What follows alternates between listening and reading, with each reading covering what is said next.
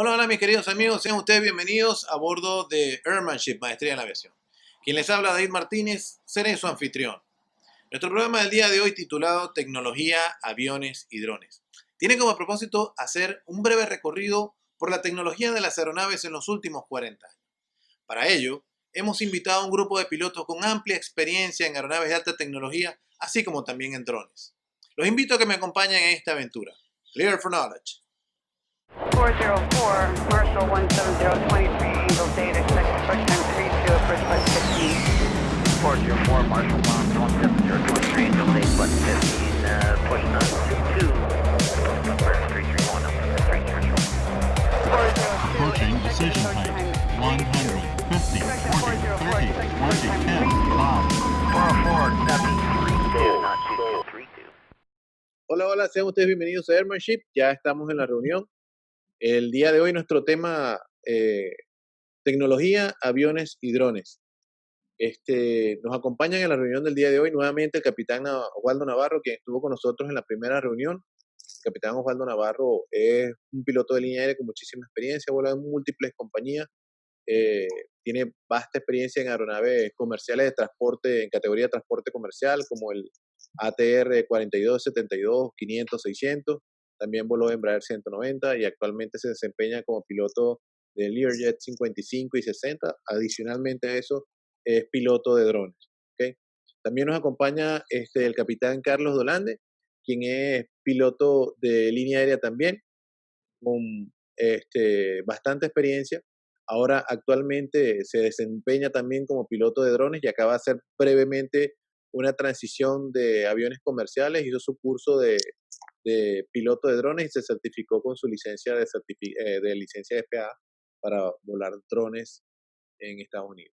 También nos acompaña el capitán José Luis González Davis, quien es piloto de comercial de transporte de línea aérea, ha volado en múltiples compañías con cerca de 3.000 horas de vuelo y actualmente está volando en Argentina en una compañía muy prestigiosa allá y está volando Airbus 320 CEO.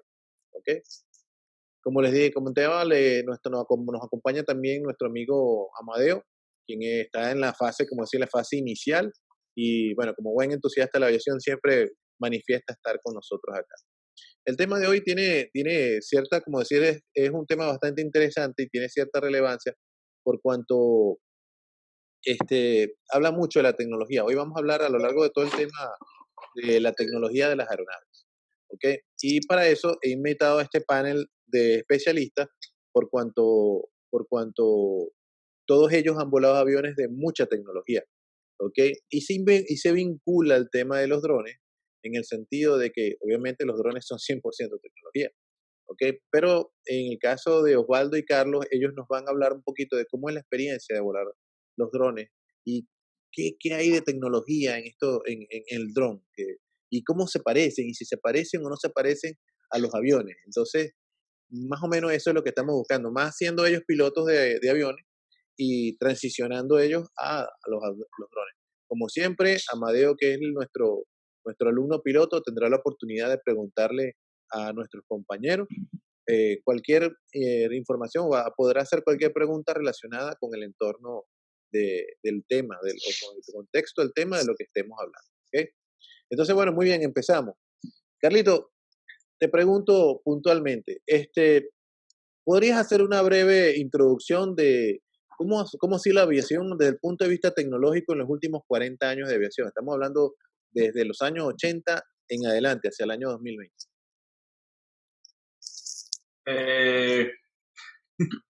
No podemos cambiar la pregunta. Menos el que menos experiencia. Osvaldo. Con gusto, sí. Es interesante evaluar y dar un vistazo al pasado reciente, porque digamos que en la aviación totalmente de los 120 años, en el marco de los 120 años, desde el primer vuelo con los hermanos Wright hasta brincar a los 80, fue drástico digamos, la evolución. Y en la medida que el tiempo pasa y los procesos son cada vez más rápidos por la ayuda de las computadoras, la aviación progresa a pasos más agigantados que al principio. Es decir, de los años 80 para acá, se incorpora una cantidad de tecnologías de inteligencia artificial a las aeronaves para apoyar el tema del factor humano. Y tanto así que comenzamos a tener problemas de software y incidentes o accidentes donde involucran el tema de la inteligencia artificial. Básicamente, la estructura sigue siendo la misma, simplemente se incorporan mejores sistemas para visualizar la data. Tenemos más recursos, más precisión en los sistemas de navegación, sobre todo para las aproximaciones. Se empieza a desligar un poco el equipamiento en tierra para trabajar con equipos de satélite y comenzamos a ver entonces menos agujas y más pantallas en las aeronaves, en las cabinas. Para el ojo no conocedor, en una cabina de pasajeros simplemente es un poco más lujosa o un poco más moderna, pero digamos que en las entrañas de la aeronave los cambios son sustanciales. Claro, tú tuviste la oportunidad de volar aeronaves de todo, como decir, en todo el rango tecnológico, Correcto. de aviones muy análogos, ¿ok? Con tecnologías muy, muy, muy básicas, Correcto. hasta En caso volar. sin GPS y sin radar, Sí, operaciones nocturnas de carga sin esos recursos. ok. Entonces, cuando de pronto te encuentras hoy en día con una vida en magenta, cuestiones y dices, wow, ya esto vuela solo. Ok, te pregunto, por ejemplo, cuando tuviste tu primera experiencia como piloto, que quizá como muchos pilotos de nuestra generación, empezamos volando aviones ¿cómo se llama? Con aviónicas clásicas, y tuviste la oportunidad de volar, de pasar a tu primer avión EFIS. ¿Cómo fue ese cambio? ¿Qué fue lo que viste? ¿Qué fue lo que más te afectó o te pegó? ¿O tú dijiste, me quedo en algún momento pensaste en quedarte con la aviónica clásica, porque de pronto Sí. a pesar de que eran pantallas, no te gustaba, o de pronto sí te gustó mucho, o ¿cómo fue tu cambio? ¿Cómo fue esa No, transición? ciertamente no, para nada, al contrario, fue mucho más cómodo. En el pasado, por ejemplo, volar de Margarita a República Dominicana, análogo, sin GPS, había un punto en donde volvías a los años 40, es decir, perdías la Margarita, no recibías la señal BOR dominicana y estabas en el medio del mar esperando que reaccionara la aguja con la frecuencia de la radioestación dominicana. Y si se quiere, pues tú estabas haciendo correcciones de viento, sin piloto automático, sin un móvil map que te dé tu ubicación en tiempo real. Digamos que eran momentos de cierta angustia hasta lograr tener otra vez el backup de la radionavegación de la estación a la que vas. Cuando pasamos al IFIS, fue, digamos, un cambio súper beneficioso. Nos sentimos tan cómodos de volar con sistemas más confiables, no solamente en el tema del piloto automático, sino que ya se involucraba la navegación con el GPS y era mucho más dócil operar bajo esa situación que estar, por ejemplo, de noche con el six-pack clásico era tormentoso. Digamos que yo diría que fue un avance tremendo y también causó gran confianza en los pilotos, eh, pero ciertamente fue para todos un paso adelante, fue un beneficio. Okay. Y esa transición, luego ya de que por muchos años te encontrabas volando aviones EFIS y en diferentes categorías de transporte, de aviones pequeños EFIS, aviones grandes como el ATR-42 o el 72, y te tocó transicionar al Glass Cockpit. ¿Cómo fue esa experiencia? ¿Qué fue lo que más te gustó y lo que no te gustó del Glass Cockpit?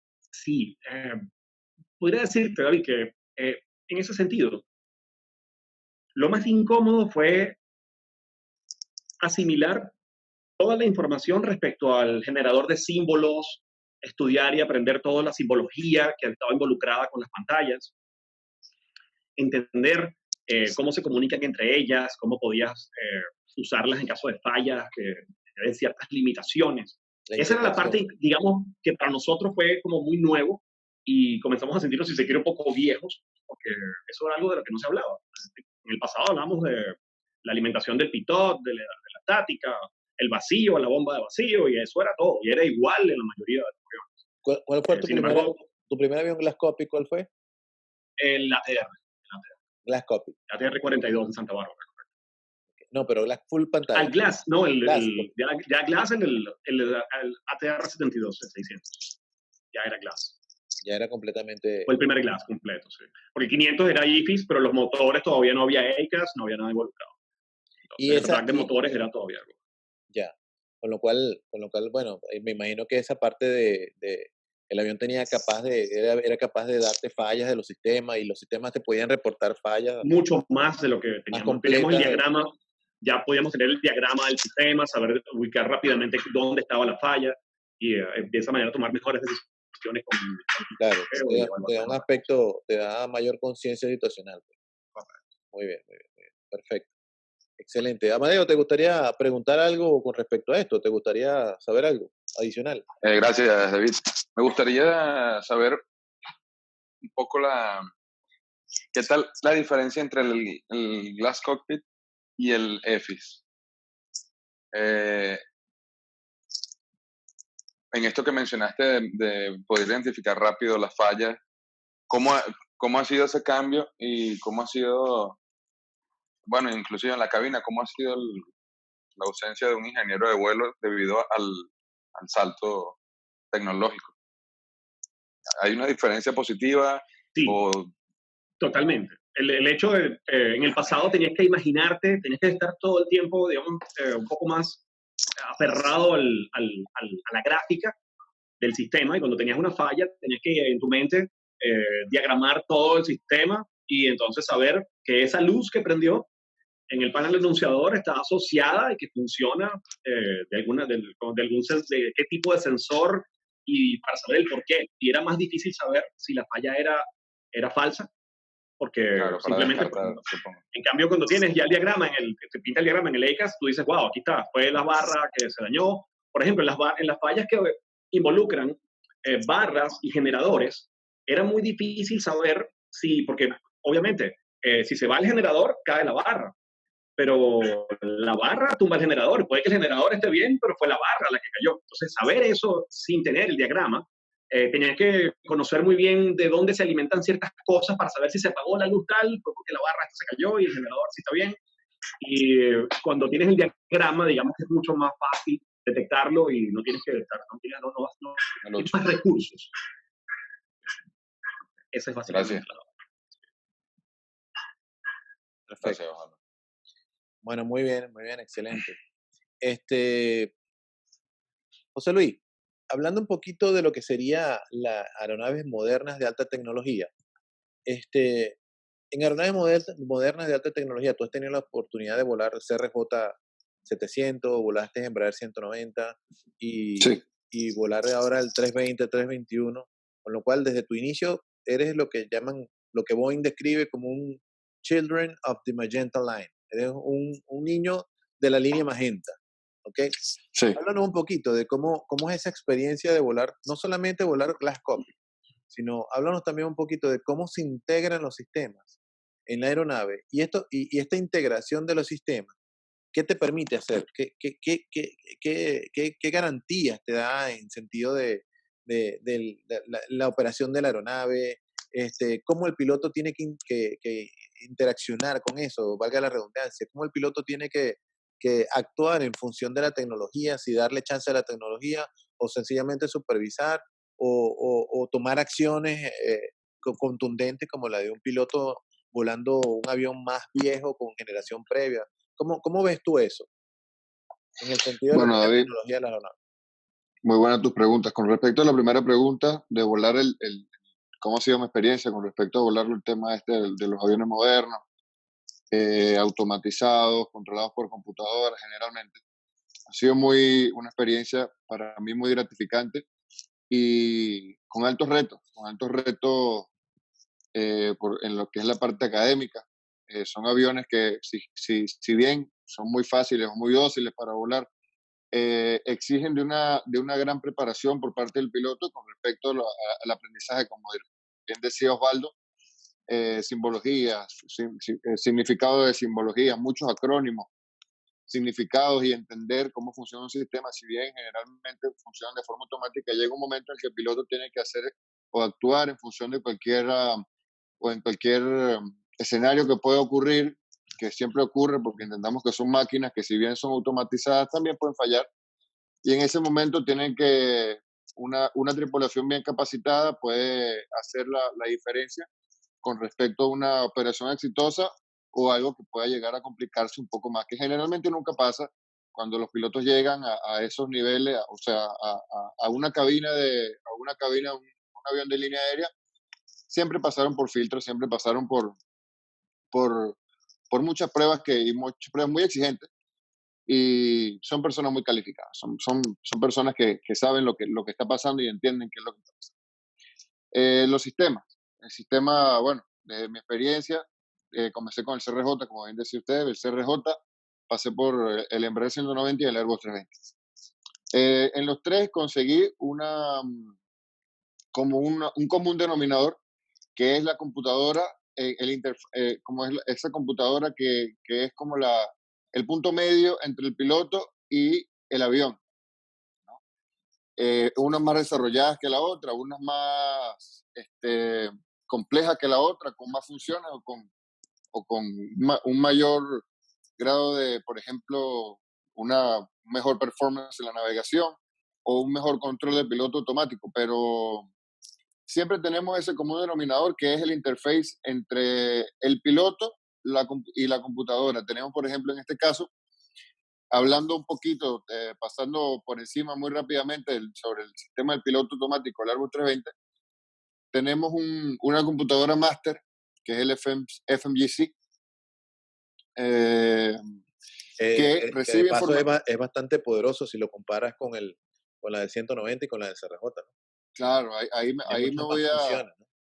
Sí, el FMGC se divide en dos grandes lugares, o en dos grandes partes, que es el Flight Management y el Flight Guidance. Pero volviendo un poquito al tema del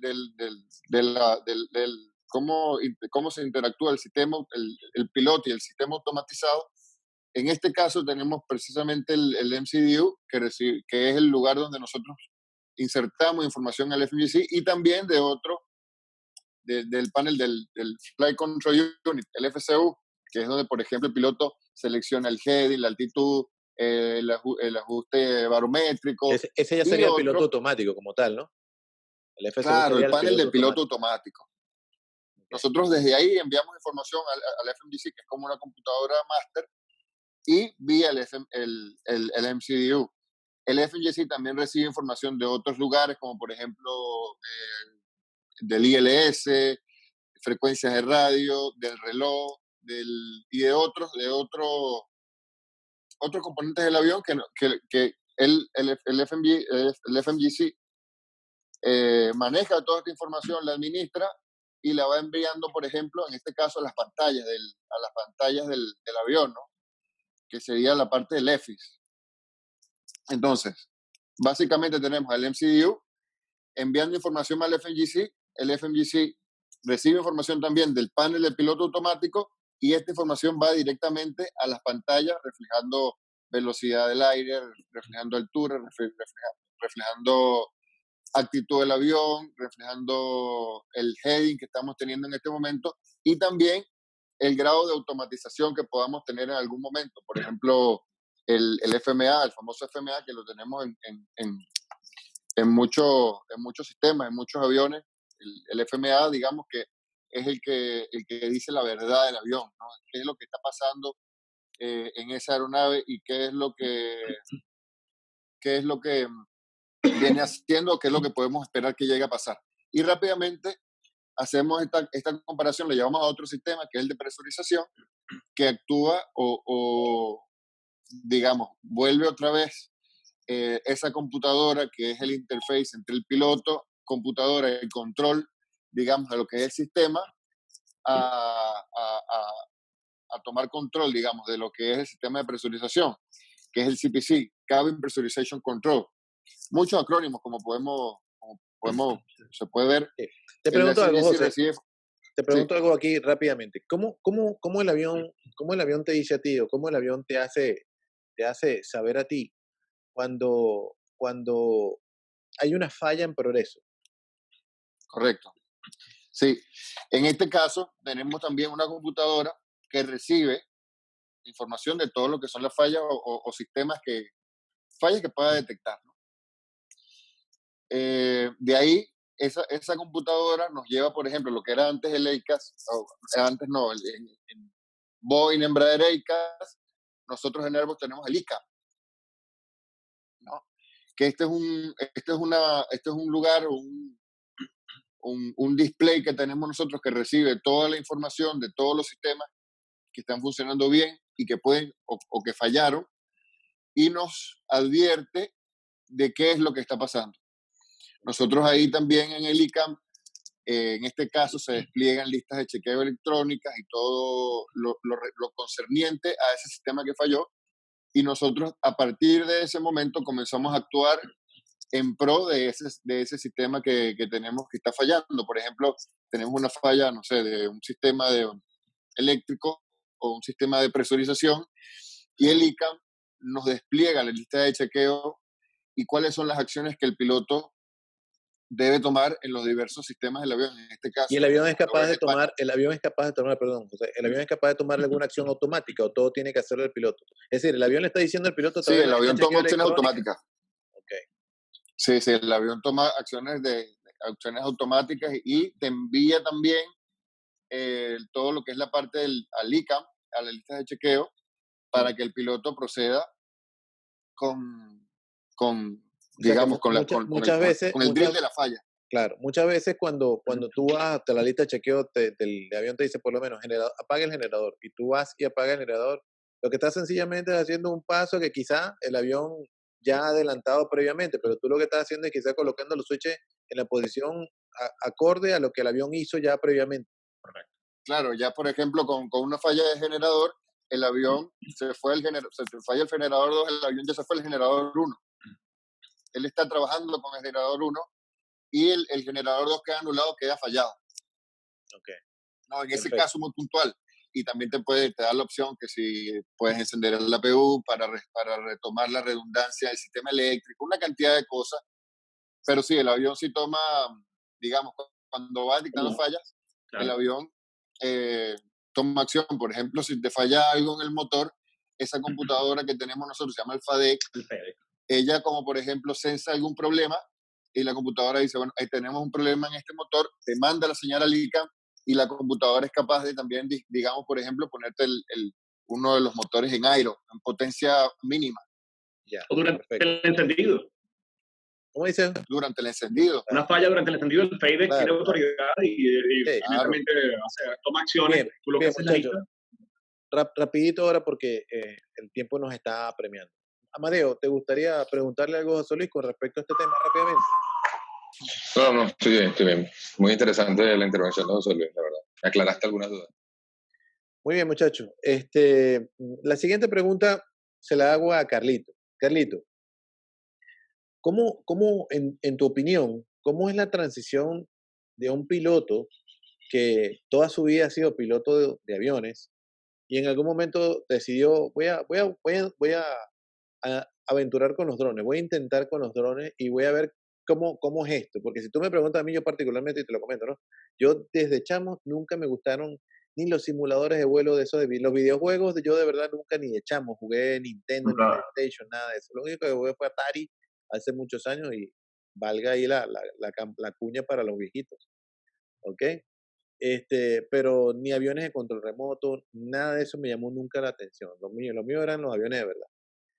Pero claro. Y luego los aviones de verdad, y de pronto digo que no suene despectivo, porque el tema de los drones, obviamente, cada vez que me pongo a revisar las informaciones que me manda Osvaldo, que me llega de afuera con el tema de los drones, ya el nivel de los drones, ya por ejemplo, cuando veo el 48, creo que es el X-48, que es el nuevo dron de la Marina de los Estados Unidos, que es completamente autónomo, o sea, ya el piloto ni siquiera, o sea, tiene la capacidad de que el piloto tenga acciones sobre el avión, pero es tan impresionante que él solo se engancha en la catapulta del portaaviones, él solo, o sea, no hay un piloto que lo está llevando ahí, sino que él solo tiene la capacidad de engancharse en la catapulta. Entonces, ¿cómo es esa transición? De un piloto que toda su vida ha volado aviones y ahora es piloto de drones, ¿y cómo es eso? Cuéntame. Bueno, fíjate, ¿cómo estás, David? Por lo menos en mi experiencia, Te voy a ser sincero, yo soy más o menos como tú, yo nunca me vi con eso de los videojuegos, nunca me llevé muy bien con eso, de hecho nunca lo jugué. Sin embargo, como tú bien dijiste en el inicio del video, sí, mi experiencia fue directamente de la escuela de aviación, directo a un avión Glass Cockpit, lo cual fue maravilloso y como hemos mencionado, la curva de aprendizaje es bastante ruda en el sentido de que uno tiene que aprender muchos acrónimos, mucha simbología, cómo funcionan las computadoras, cómo interaccionan ellas entre sí para poderte dar la mejor información posible. Sin embargo, uno lo va asimilando hasta que ya lo dominas o por lo menos crees conocerlo bien. Y bueno, cuando tú haces el salto, o por lo menos en mi caso, que hice el salto a los drones, me resultó muy, muy parecido. Sin embargo, hay que aprender cosas nuevas, pero ya en vista de que un piloto tiene conocimiento de los espacios aéreos, tal vez un poco de tecnología, lo que son digamos, la inteligencia artificial que usan los drones, es algo muy parecido, o por lo menos uno con la mentalidad de piloto, lo lleva mucho a este mundo, basado muchísimo en lo que es la seguridad. Por supuesto, hay que entender cómo funciona la inteligencia artificial de estas aeronaves, porque si bien sabemos que son, o sea, como hemos dicho ya en este programa, la tecnología ha avanzado muchísimo, de nada sirve o muy poco sirve de que tú no tengas el conocimiento de que estas aeronaves tienen ciertas capacidades. Si tú no lo tienes, realmente no te sirve de mucho, inclusive puede ser un riesgo, digamos. Perfecto. Entonces, sí ha sido, o sea, mi experiencia en la transición ha sido bastante amena. Por supuesto, la curva de aprendizaje, como ya lo mencioné, ha sido, digamos, no fue tan abrumadora como la primera vez que hice el curso para el Embraer 190. Sin embargo, sí, digamos que sí hay cosas nuevas que por lo menos yo no tenía conocimiento. Como te dije, sí en algún momento pensé que los drones fueron o eran como algún tipo de juguete, algo más, ¿sabes?, para divertirse.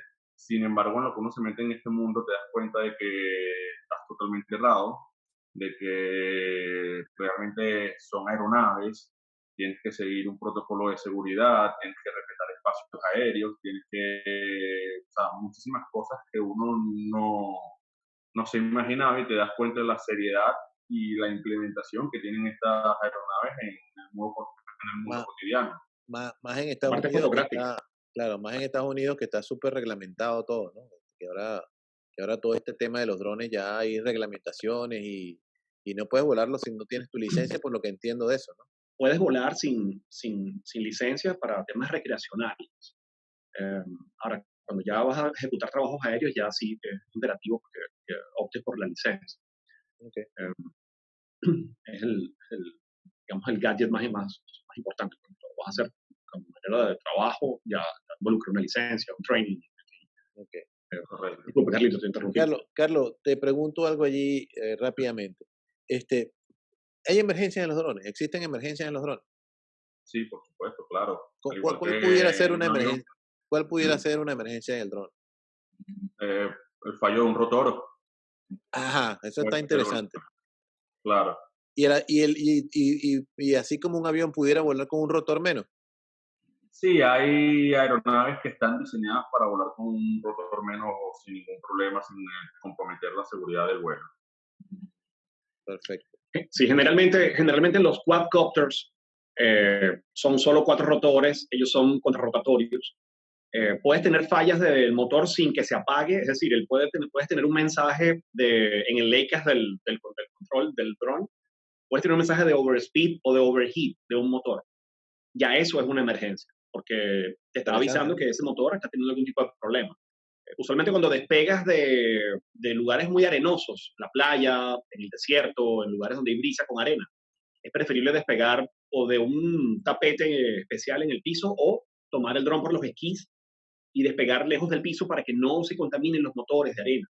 Son motores que son digamos que funcionan con un campo electromagnético y ese tema de arena puede causar ese tema de ese mensaje en un motor.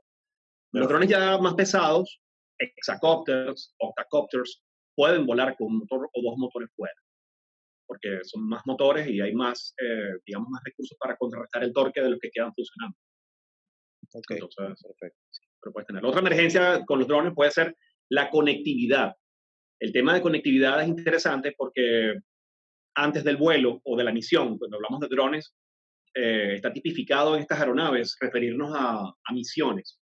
Entonces, durante la misión puedes tener interferencia electromagnética de torres de alta tensión, de señales Wi-Fi de las casas cercanas, de los edificios. El campo electromagnético que genera la estructura de metal de un edificio cuando vuela cerca de un edificio. Entonces, ya existen drones que tienen doble GNSS para evitar ese tema, los drones industriales. El GNSS, estamos hablando de los GPS, ¿verdad? Correcto, de la antena GPS. Okay. Y tal como un avión, vienen equipados con doble antena GNSS que se van haciendo cross-check entre ellas para evitar, y son de la accuracy, la precisión es mucho mayor, y es para justamente prevenir el tema de conectividad satelital y conectividad con el control, que esto puede ser por Wi-Fi mejorado, puede ser por VHF o con los sistemas más avanzados que trabajan por satélite. Entonces, la pérdida de conectividad con el dron se considera es una emergencia y tienes que estar claro en cómo programaste tú el protocolo que él va a ejecutar cuando eso sucede. Puedes programarlo para que él regrese automáticamente al punto de partida, puedes programarlo para que se quede donde está esperando que tú lo conectes, o puedes programarlo simplemente para que él aterrice de forma segura cuando pierda la. Perfecto. Pero eso es un tema que tú lo ajustas a la misión y se hace en el momento. ¿Qué hace el dron? ¿Qué hace el dron cuando pierde la señal? ¿Se queda volando en una dirección y se va no, al infinito, tú puedes, o él regresa? Eso tú lo programas según la misión. Es decir, según lo que vas a ejecutar, tú programas, cuando pierdes la señal, espera tantos segundos y devuélvete. O cuando pierdes la señal, quédate donde estás, que yo te alcanzo, o cuando pierdes la señal, eso tú lo programas. Es un menú en el que tú puedes seleccionar qué puedes hacer. Tú le dices qué hacer. Exacto. Hay drones como que tiene Carlos ahí con él, el Phantom, el 4 Pro. Ese dron tiene la capacidad de devolverse por la misma ruta por la que fue de ida, para evitar obstáculos. ¿Y ese pequeñito que tienes tú allí no hace eso? Él puede hacer solamente devolverse en línea recta, entonces tienes que, como no tiene sensores de obstáculos, él tiene un geodefense que más o menos por el mapa, la data del GPS, él puede saber dónde hay una montaña, pero no un árbol. Entonces, tú le dices, bueno, cuando te quedes sin señal, vas a subir a la mora o a la moca del sitio y con esa altitud segura te vas a devolver al punto de partida. O le puedes decir que se quede en el sitio. Entonces, cuando entiendes ya cómo él va al protocolo que él va a ejecutar, tú se lo programas según la misión que vas a hacer. Qué bueno, súper interesante, ¿verdad? Que está súper interesante. Por eso es que cuando al principio hacíamos el tema pensé a pensar en el tema del programa, metía la tecnología, ¿no? Porque les comentaba al principio, cuando hacíamos el previo, que al principio el programa se llamaba Pilotos, Aviones y Drones, o AirPass. Pero luego decidí cambiar ese término pilotos por tecnología, porque me pareció que el tema aquí es la tecnología, ¿no? Y obviamente la tecnología enfocada a los aviones nuevos de alta tecnología y a los drones que obviamente yo me declaro una persona completamente desconocedora del tema de los drones.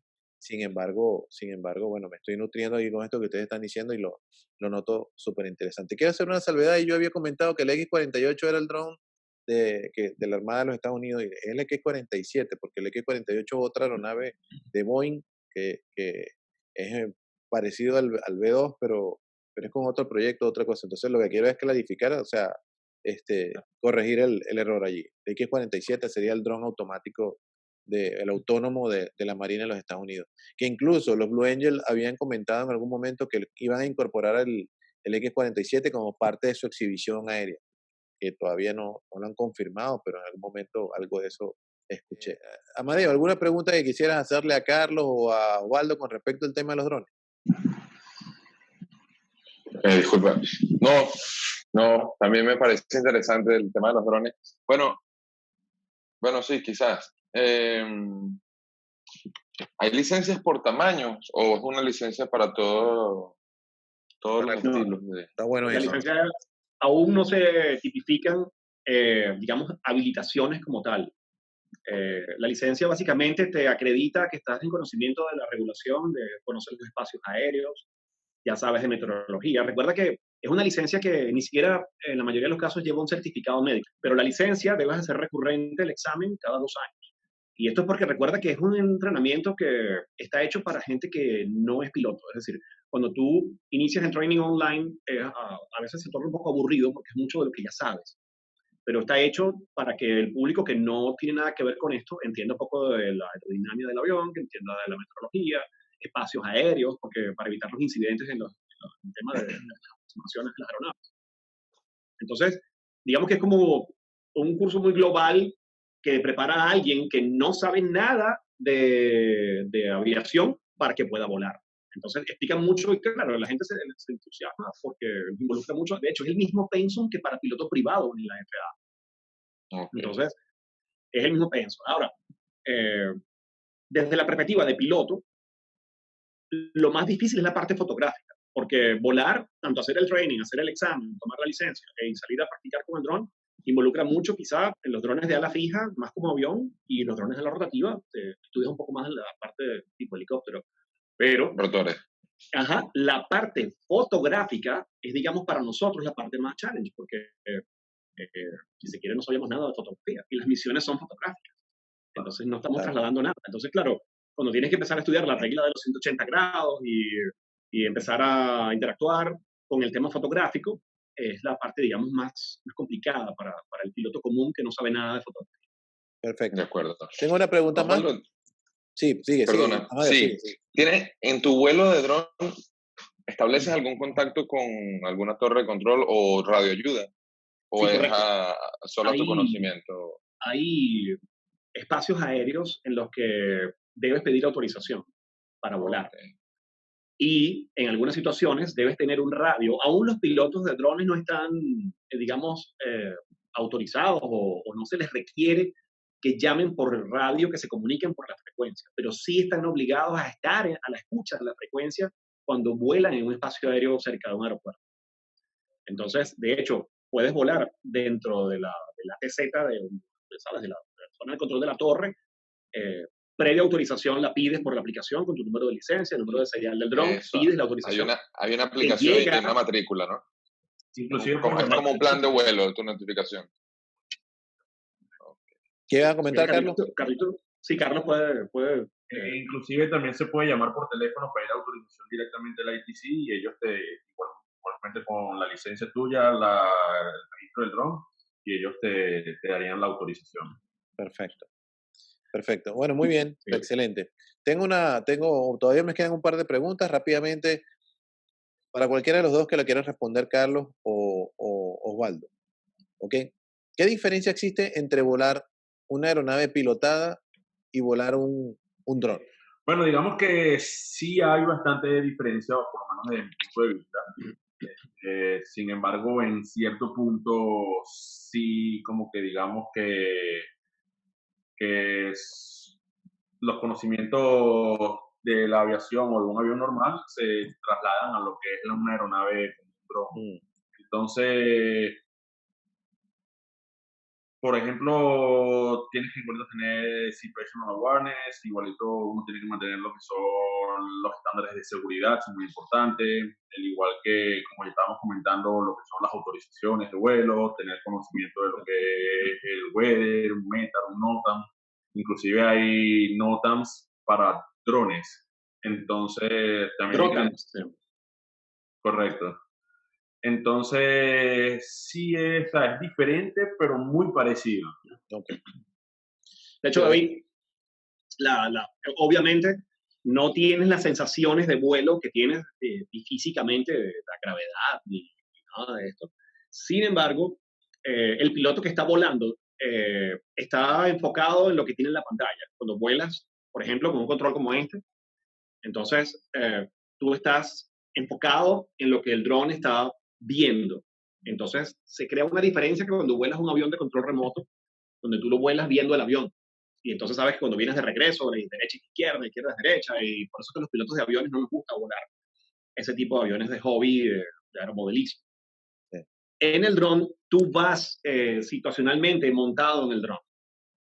Entonces, tú estás ocularmente enfocado en lo que él está viendo y estás sintiendo, digamos, el vuelo a través de la pantalla.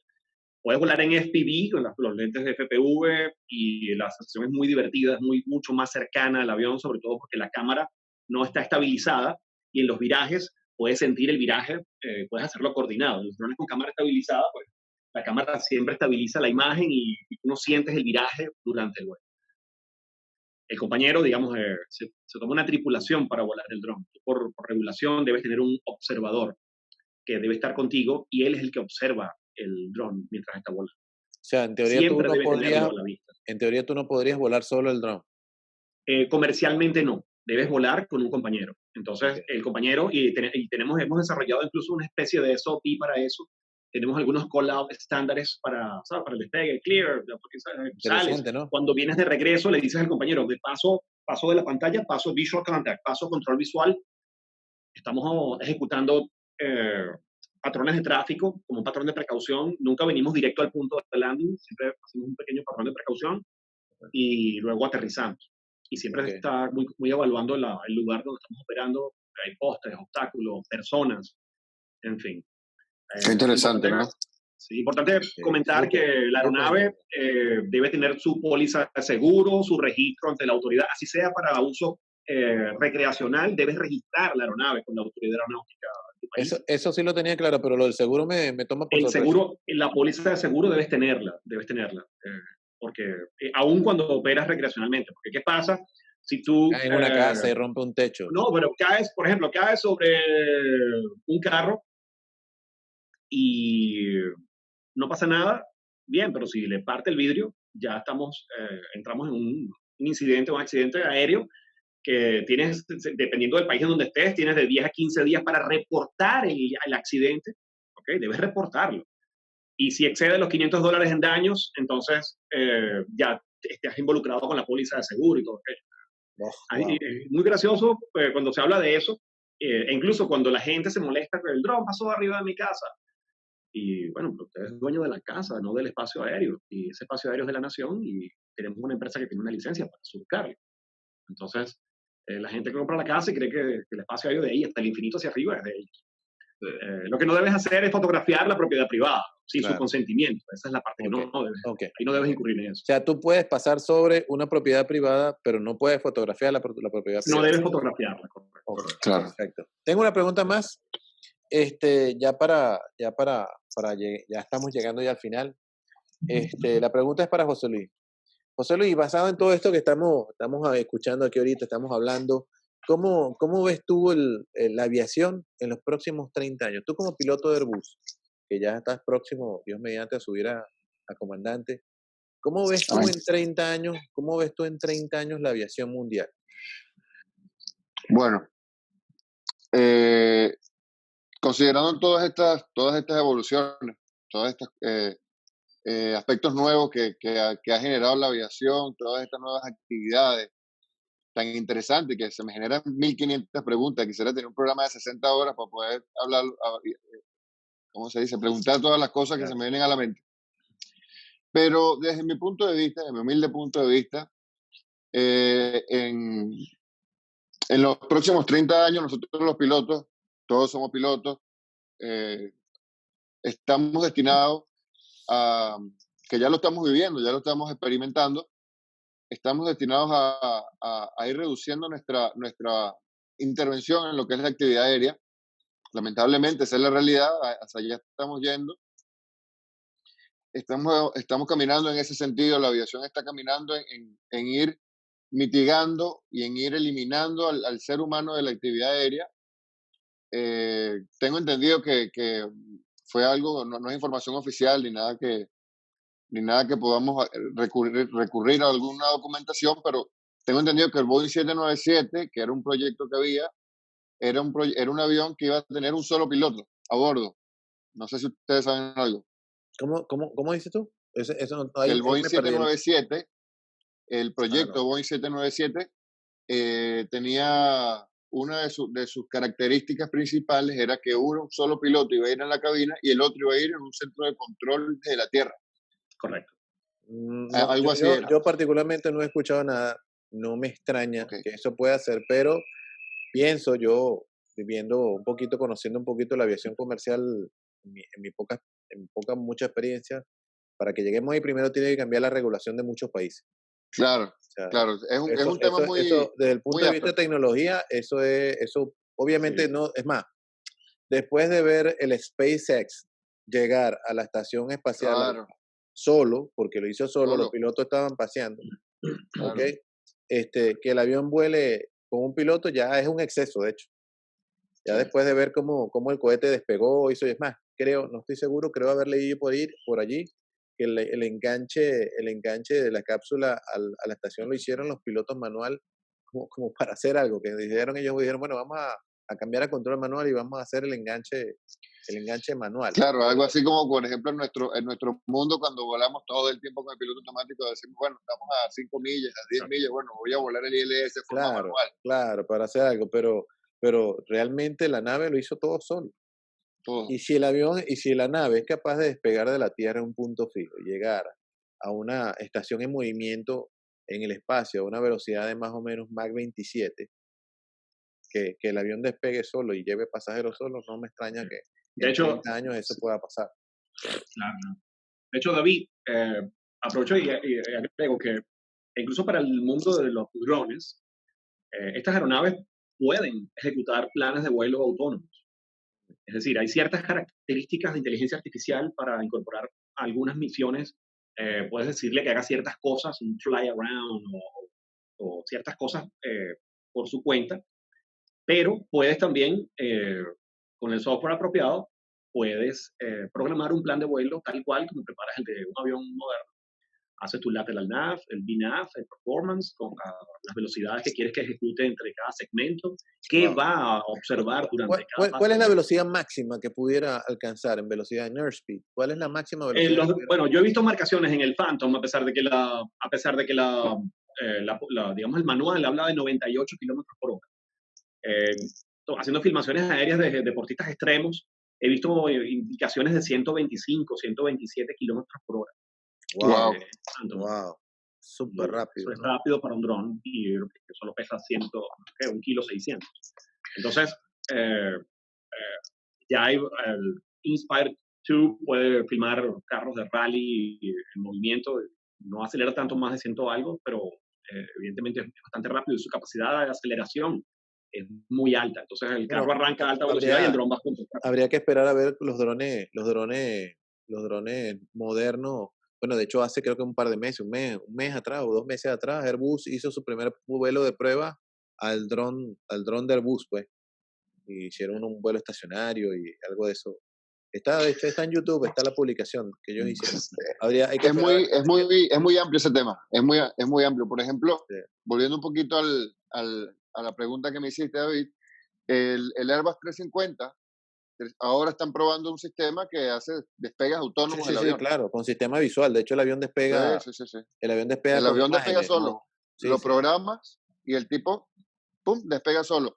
Que es lo que nos dice que vienen, digamos, como esas son fases de mucha intervención del piloto, un esquema de decisiones y todo lo demás, o sea, la aviación, la industria en sí, está diseñando sistemas para, digamos, ayudar en esas etapas al piloto, pero también intervenir, ¿no? Por ejemplo, nosotros en el Airbus tenemos un sistema, el Runway Overrun Prevention System.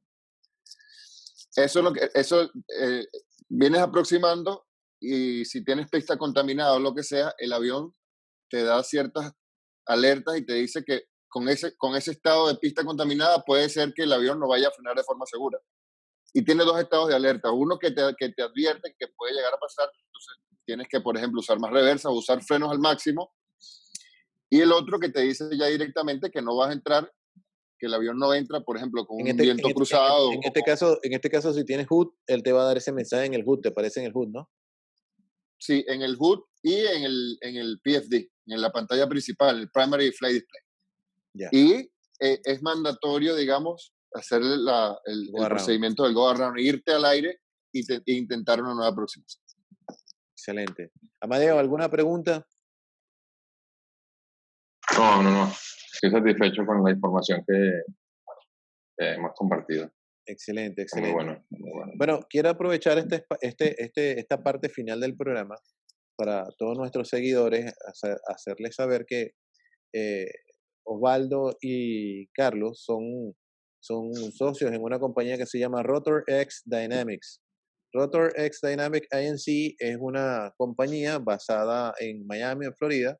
Ellos tienen su iniciativa, ¿ok? Como operadores comerciales de dron, ¿ok? Y actualmente están trabajando haciendo filmaciones, demostraciones, levantamiento, como registro fotográfico para casas, están haciendo la parte industrial de revisión, inspección de antenas y ese tipo de cosas que yo particularmente no conozco, pero aprovecho mi espacio en Airmanship para que sepan que ellos están allí disponibles.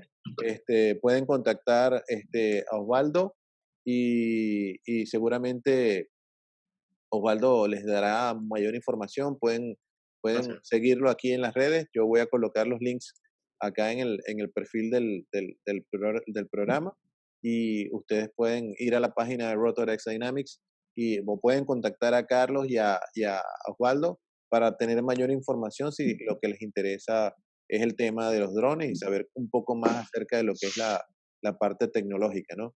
Bien, muchachos, hemos llegado al final del programa.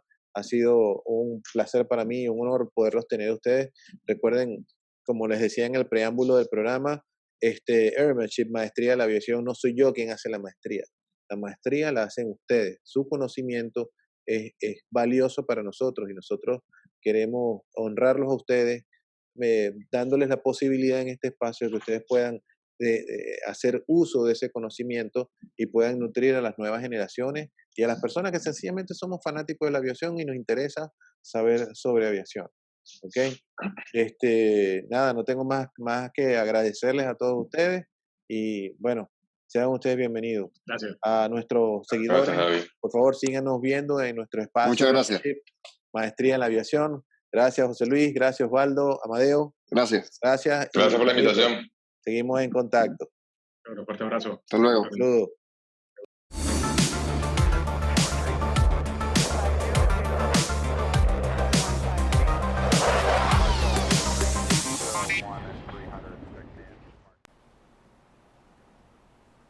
Disculpen, no los había visto. Si les gustó el video, los invito a suscribirse en mi canal, darle like y activar la campana para que le lleguen las notificaciones de los siguientes videos. También los invito a seguir mis redes Instagram y Twitter. Esto es Airmanship. Volamos con ustedes al conocimiento.